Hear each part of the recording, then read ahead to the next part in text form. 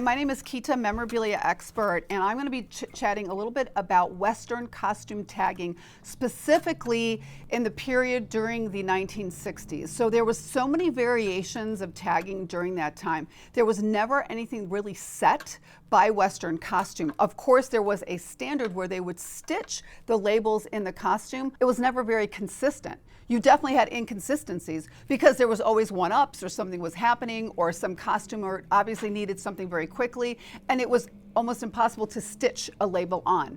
Okay, so then hence therefore they would use a stamp or a machine stamp for the interior. So I just wanted to talk about that and like some of the costumes that feature the labeling during that era. So this is from 1959 into the 60s, and this was from Swamp Fox.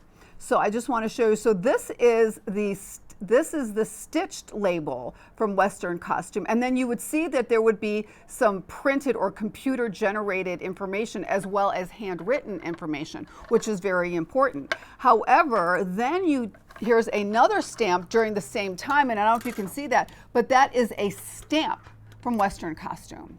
So you had both during that era, and I know a lot of times it's difficult to really determine whether, or I mean, like you can't say across the board, you know, that all Western costume labels were stitched on.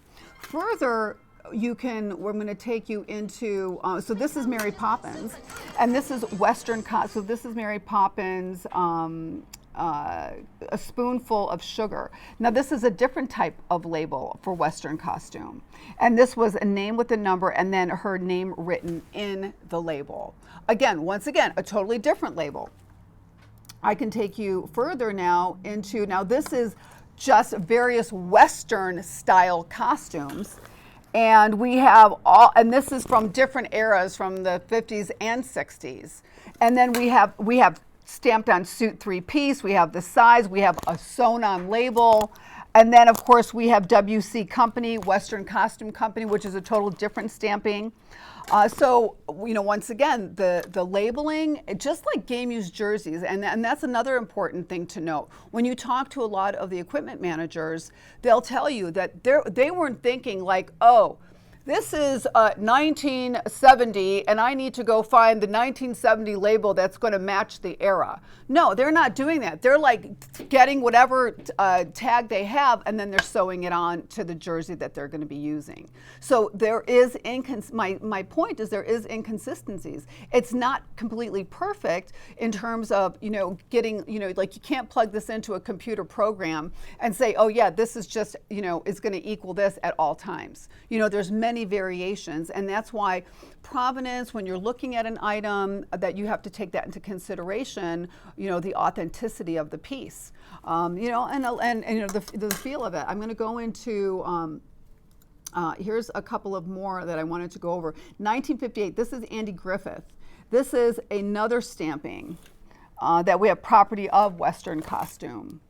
And those were in pants. This is The Hired Hand by Peter Fonda, and you had two. You had the label, and then you had the double stamping, which is then, like if you were to look at that, you're like, oh my God, that's crazy. It's like double stamp. And you would think, oh, maybe that's not authentic. That happened often. That double stamping happened often. And then again, you had, these are other stampings that would be seen on other labels that would be seen.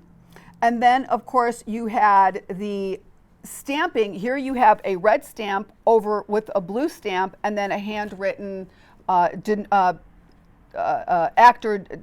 identifier, REN. You know, so these are all the variations that you would see. And then we have the Herman Munster. Here's a nice Herman Munster piece that also had the same type of labeling.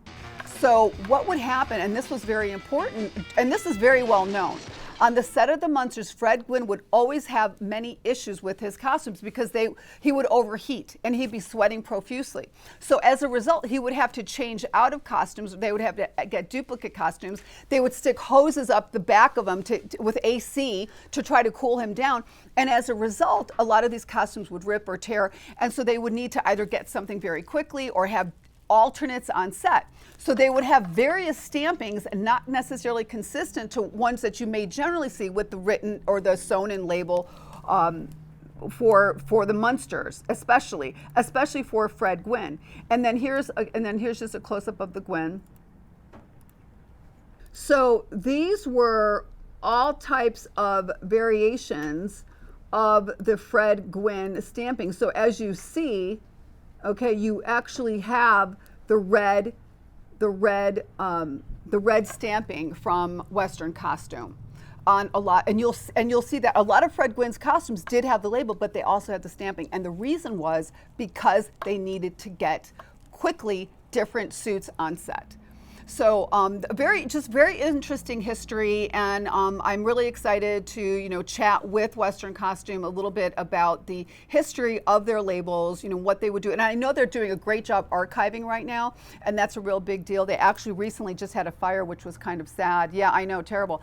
But they were able to salvage and save much of the information. But labels of Western Costume, they are all over the map. Okay, I feel that if you see that Western Costume stamping, that you're relatively safe with the authentication of wardrobe and props during the 60s, and especially with Fred Gwynne and the Munsters.